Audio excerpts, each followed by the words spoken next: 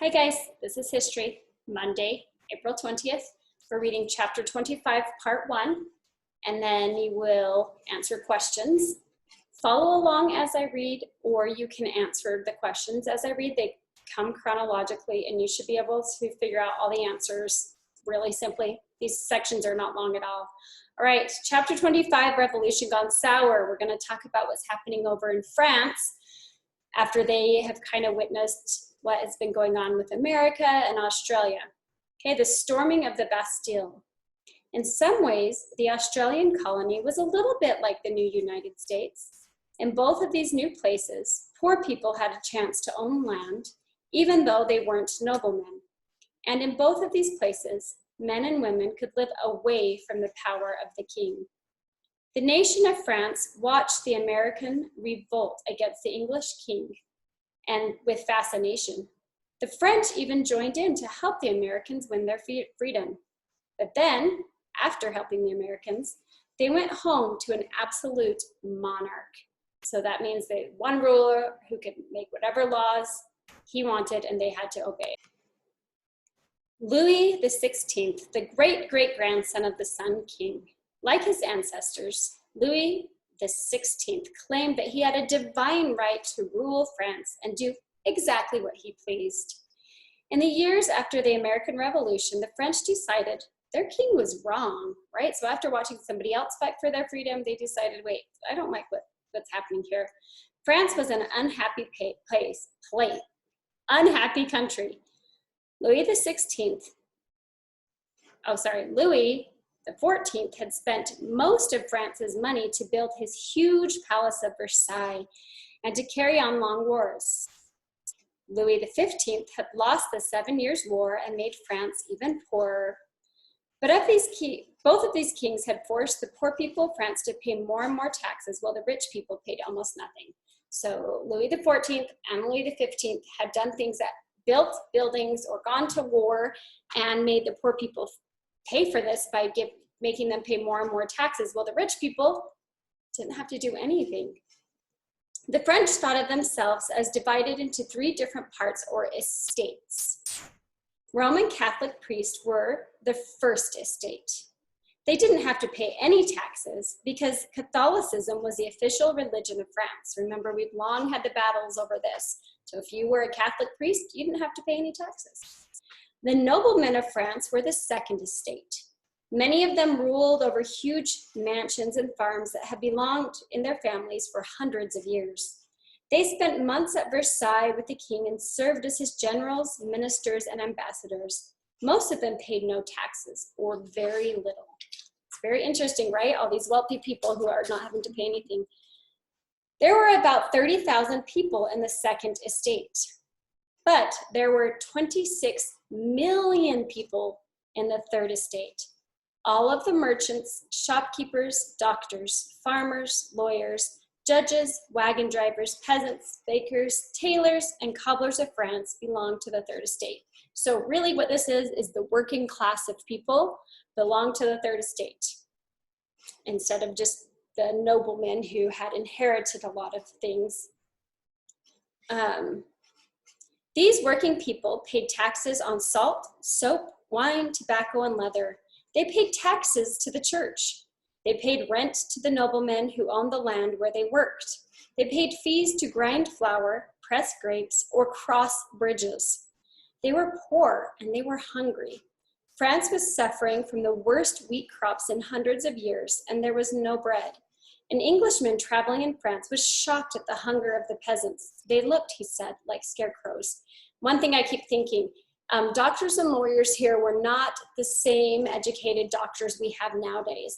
These people learned the trade of medicine, and they would go house to house helping people. So they were not paid like doctors are paid today. And the lawyers were only paid by the cases that they were given, and were not making a lot of money either. And so all of these people having to pay taxes on everything, on crossing a bridge, on going to church, on having their wheat ground into flour, all of those things they were charged taxes on, and they were starving. Meanwhile, the noblemen went on spending millions on parties, clothes, coaches, and gambling. Louis XVI suggested that the second estate start to pay taxes, but the noblemen refused. You see, Louis XVI looked like an absolute monarch, but he had to have the support of the noblemen and the army to carry out his wishes. And Louis had other problems. His young queen, Marie Antoinette, had nothing to do. So she spent her time dancing at balls, buying expensive dresses, and playing cards. She had a whole little village and farm built so she could pretend to be a dairymaid, carrying a milk pail made of priceless porcelain. Her brother, who had become the Holy Roman Emperor, called her a featherhead. So she had this whole area built so she could play pretend and pretend to carry a milk jug out and pretend to milk cows, but not really actually do anything. Marie Antoinette was not a cruel woman. She was a good and careful mother to her 3 children. She was so soft-hearted that she cried when she heard that peasants were starving. But she had no idea of how miserable most French peasants were, or how they felt when she spent millions of France's francs, which is a part of what their money was, on a party lit entirely by candles or a simple country dress or priceless fabric. So she was spending tons and tons of money on frivolous things and felt bad for the people, but did not recognize how her crazy amounts of spending at all affected the poor people. Marie Antoinette became more and more unpopular because she was spending so much money. The French whispered that she alone had caused France to be so poor, even though the country had long been in debt before Marie became queen. When the Declaration of Independence was published in America, it was translated into French and published in French as well. Millions of French people read its words about freedom and equality. And when they looked at their own wealthy queen and idle noblemen, idle means lazy, wasn't a shopkeeper farmer the equal of a lazy aristocrat? While the French grew more interested in the idea of revolution, France's treasury grew emptier.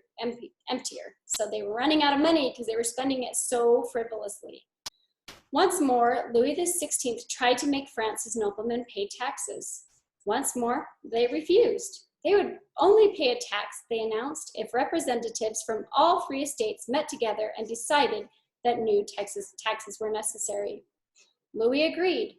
In May of 1789, so this is how many years after we signed our Constitution, so we're a decade plus later, delegates from all over France came to Versailles to talk about taxes. Some were clergymen, which means they worked in the church, some were noblemen, some were merchants, shopkeepers, judges, and lawyers from the Third Estate. One of those lawyers was named Maximilien de Robespierre. The members of the Third Estate soon were fed up with the meeting. They were told that they could only wear black clothes to show they were less important than the members of the first and second estates. They could only use the side doors of Versailles. So they're kind of being treated like slaves in America. When all of the representatives went to the church for a special mass, there were only reserved seats for the first and second estate members. The Third Estate were expected to find places wherever they could. And then the king, so these are the people who were paying the taxes for them to have churches, for them to keep the building, and they're being treated so poorly. And then the king decreed that each estate would meet in a separate room and cast one vote about the proposed taxes. If the first and second estates voted together not to pay taxes, the third estate couldn't possibly vote against them. So if you have 3 groups of people and the 2 rich people say, we don't want more taxes, and the third people say, yeah, everyone should pay taxes, obviously the 2 rich people are going to win, right? It's not an even and fair vote. Even though the Third Estate represented most of the people in France, this was the last straw. The people were very upset. The Third Estate renamed the meeting the National Assembly and begged the priest of the First Estate to join them. Many priests who had spent years working in poor towns where the people were starving agreed. Even some of the noblemen agreed to join with the Third Estate. They realized that France would never be a healthy country if most of its people were hungry. So there were some good people willing to help. The remaining noblemen ran to Louis and begged him to halt the meeting before the National Assembly took over because they saw that they were joining forces. So Louis locked the Third Estate out of their meeting room so they could not vote. So the new National Assembly met on a tennis court and took an oath called the Tennis Court Oath, swearing to make a new constitution for France. So they were inspired by the United States of America. Louis commanded them to go back to their own rooms, but they refused to leave. One of the noblemen repeated, "The king has ordered you to go," but the National Assembly shouted back, "We are here by the will of the people, and we will not be dispersed, except at the point of bayonets." So you have to run us out of here by force if you want us to leave. In Paris, only 12 miles away, word spread of the Third Estate's revolt. The common people of Paris began to arm themselves, ready to support the National Assembly. Louis XVI began to get worried. He was afraid that his French soldiers who belonged to the Third Estate wouldn't fire on the rebellious commoners in Paris. So he ordered the Swiss soldiers who were part of his royal guard to march to Paris and restore order. The common people of Paris heard that the soldiers were coming. "Die rather than submit," they shouted. But to fight off the soldiers, they needed gunpowder.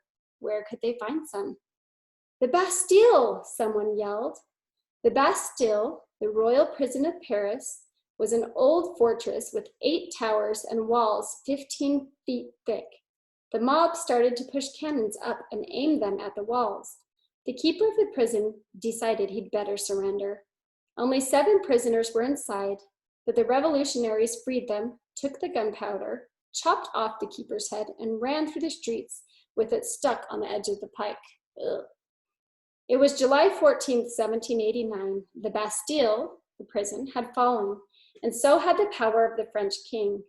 The fall of the Bastille is still a holiday in France, just as July 4th is a holiday in the United States. Now the commoners ruled Paris. Throughout the countryside, peasants revolted, invaded the mansions of the rich, and murdered the hated noblemen of the Second Estate. Some noblemen and clergy decided to join the revolt. Others fled the country. Louis XVI and his family were put in a carriage and taken to Paris, where they were taken in place they were kept in the palace of Tuileries and guarded. The National Assembly also went to Paris and took over the government. Now it was time to write a new French constitution. Like England, France would be a country where the king had to follow the laws. And like America, France would be a country where everyone was equal. All right, so some big changes in France. Okay, so now you guys can go and answer the questions or reread it yourself, either way, because you'll have a better understanding. And let me know if you have any questions.